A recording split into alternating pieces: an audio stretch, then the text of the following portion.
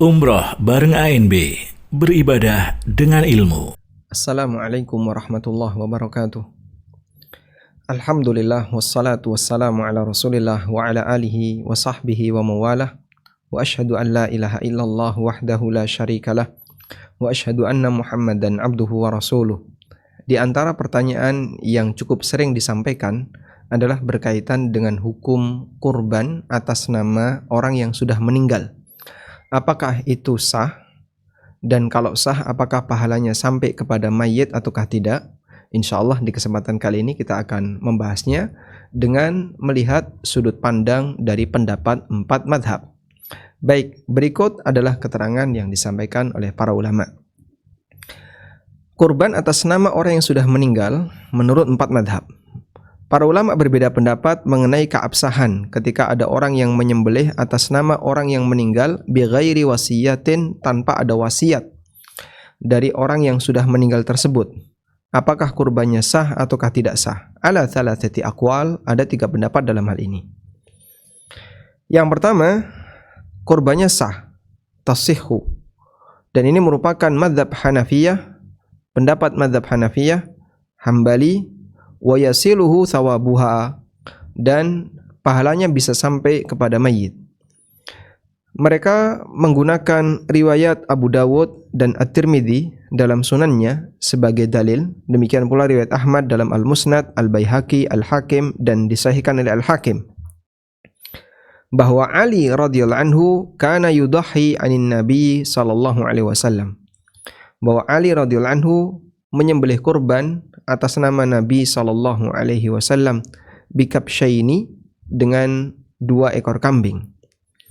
Wa qala, kemudian beliau mengatakan, innahu sallallahu alaihi wasallam amarahu bidzalik, bahwa Nabi sallallahu alaihi wasallam memerintahkan hal ini kepada beliau radhiyallahu anhu. Kemudian kita lihat keterangan para ulama mazhab Hambali. Qala fil furu', dalam kitab Al-Furu' karya Ibnu Muflih yang merupakan referensi dalam mazhab Hambali.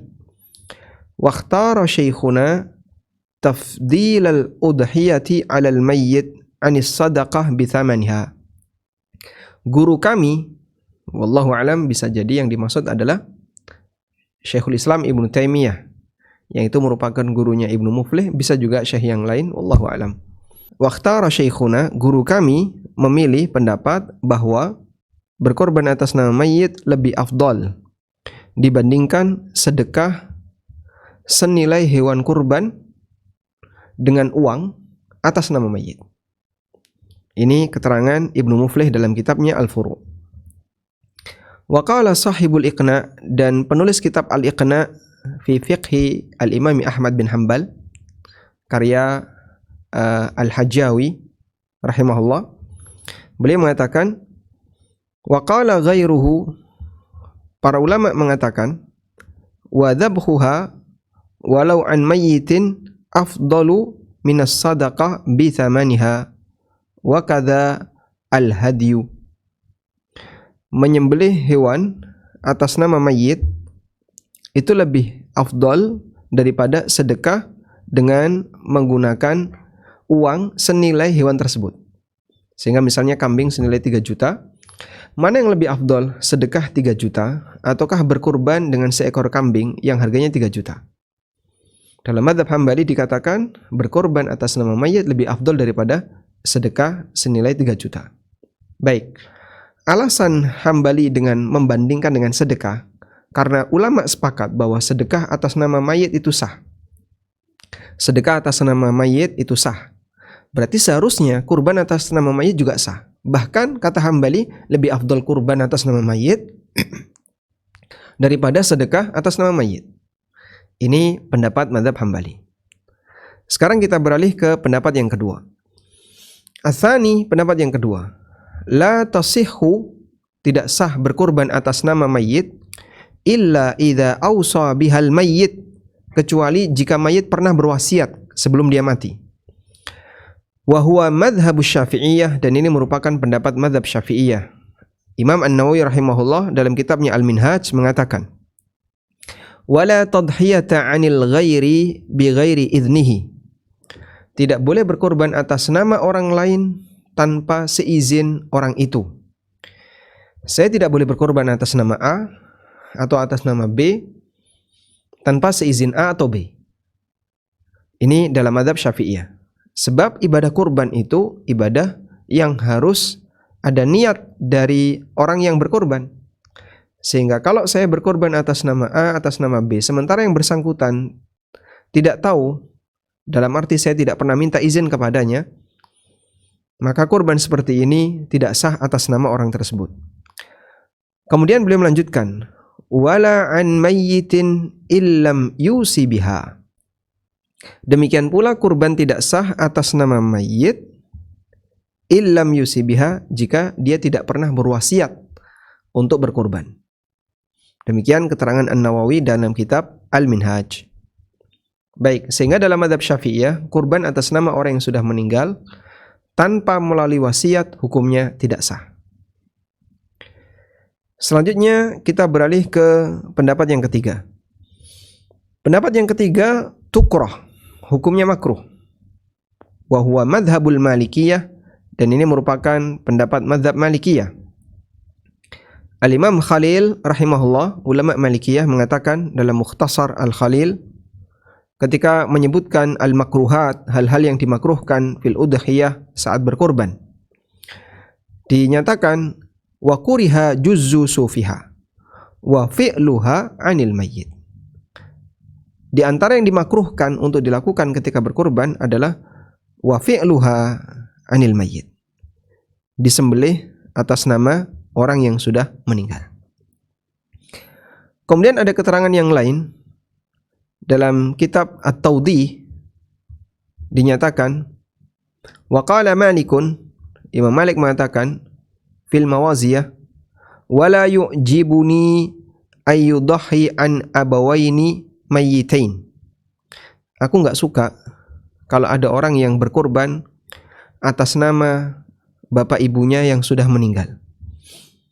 Qala, kemudian kata penulis kitab At-Tawdih, wa innama kariha, dan beliau tidak suka, beliau memakruhkan orang berkorban atas nama mayyit li'annahu lam yarid anin nabi sallallahu alaihi wasallam, karena tidak dijumpai riwayat dari Nabi sallallahu alaihi wasallam, wala an ahadin minas salaf, dan demikian pula dari salah satu sahabat.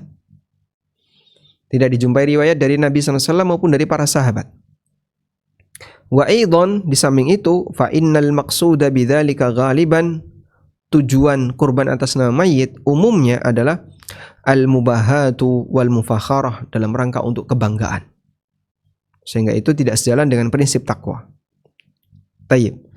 Ini gambaran empat madhab, 3 pendapat dari 4 madhab berkaitan dengan hukum berkorban atas nama mayit. Sekarang kita sudah tahu petanya dari pendapat-pendapat ulama dalam 4 madhab.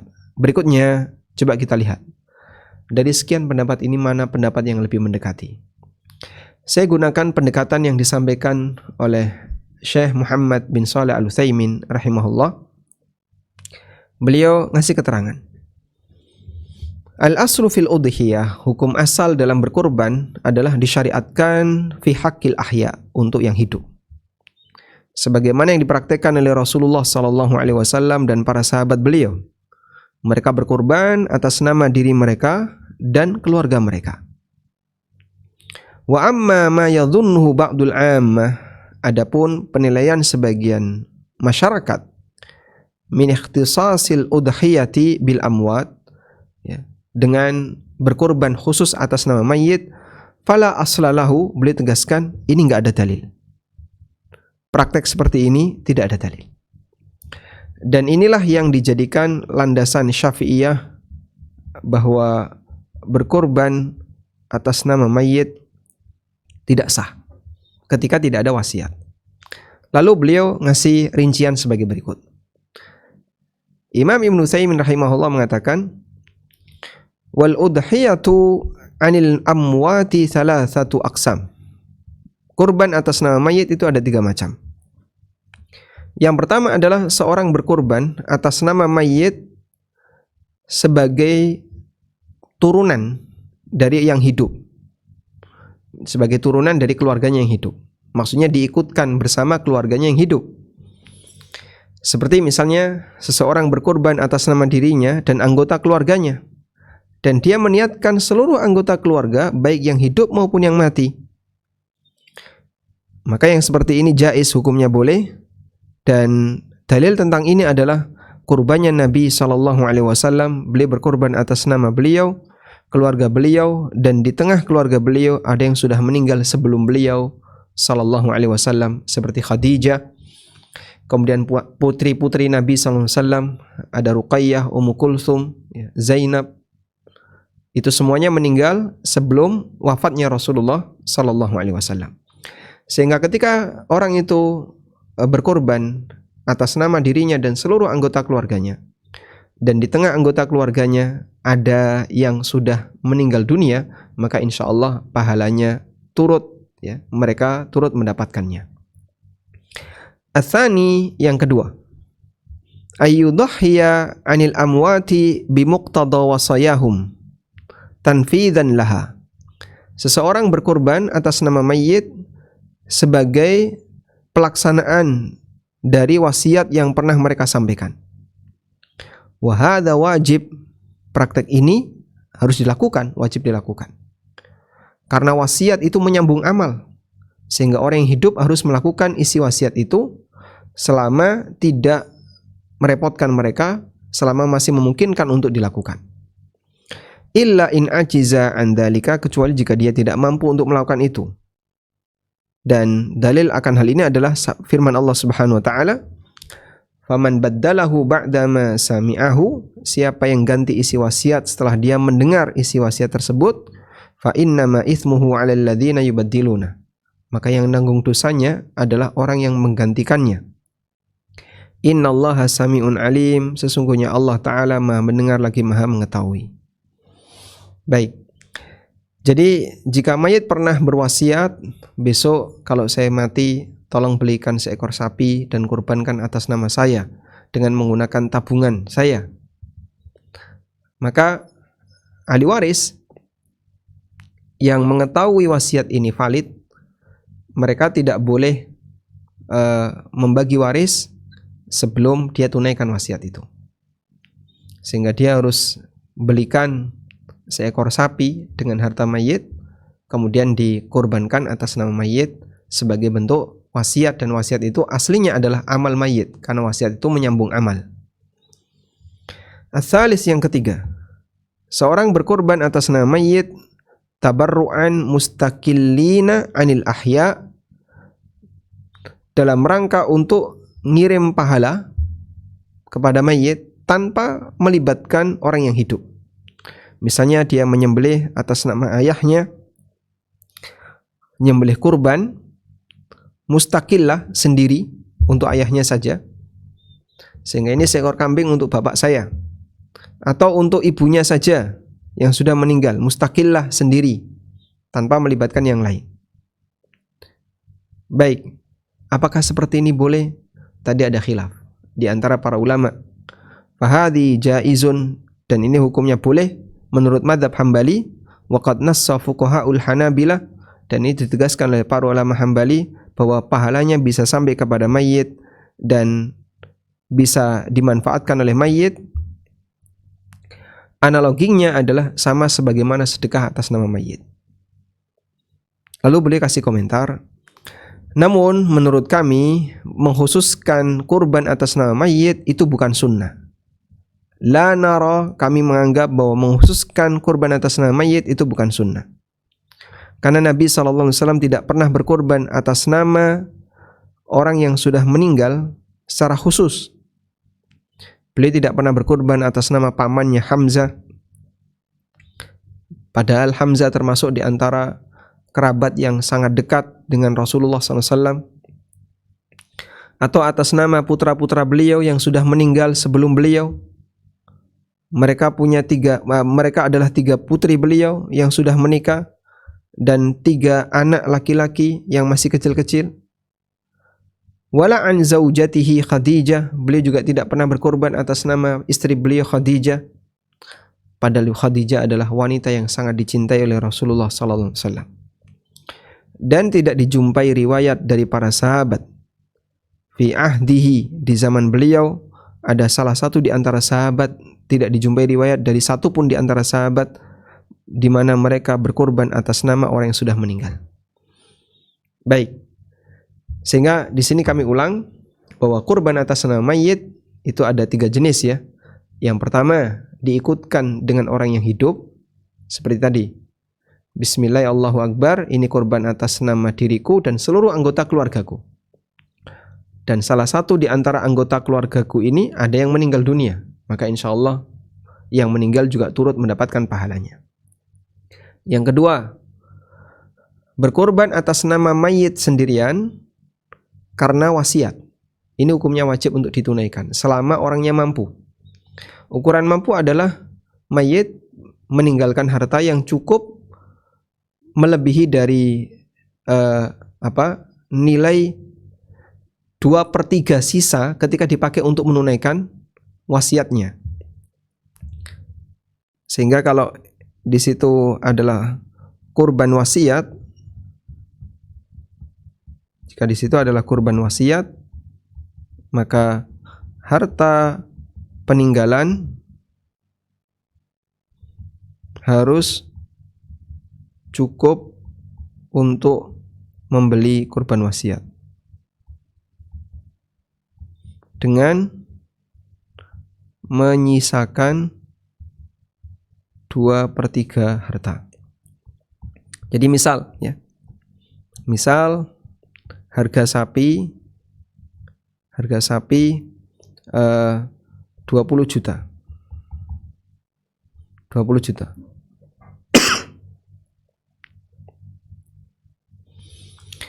Kemudian si A wasiat untuk kurban sapi. Dan warisannya hanya 10 juta. Berarti ini kan nggak kelar, nggak nyanda. Maka wasiat seperti ini tidak ditunaikan sebagaimana apa yang dia inginkan karena harta warisnya kurang dari jangkauan kemampuan wasiat dia. Tapi kalau kemudian warisannya 100 juta, ya, harta warisannya berapa? 100 juta. Nah, karena jatah warisannya besar, maka 20 juta ini di bawah 1/3 ya. 20 juta ini masih di bawah 1/3 dari total harta peninggalan. Nah, kalau seperti ini wajib ditunaikan. Karena wasiat wajib ditunaikan. Yang ketiga, berkorban atas nama mayit sendirian, tidak diikutkan orang yang hidup tanpa wasiat. Maka dalam hal ini ada 3 pendapat ulama. Pendapat yang pertama hukumnya boleh dan sah, dan ini pendapat Hambali serta Hanafi. Pendapat yang kedua tidak sah, dan ini pendapat Syafi'iyah. Pendapat yang ketiga makruh, dan ini pendapat Malikiyah. Wallahu ta'ala alam. Demikian yang bisa kita sampaikan, semoga bermanfaat. Wassallallahu ala nabiyyina Muhammadin wa ala alihi wa sahbihi wasallam.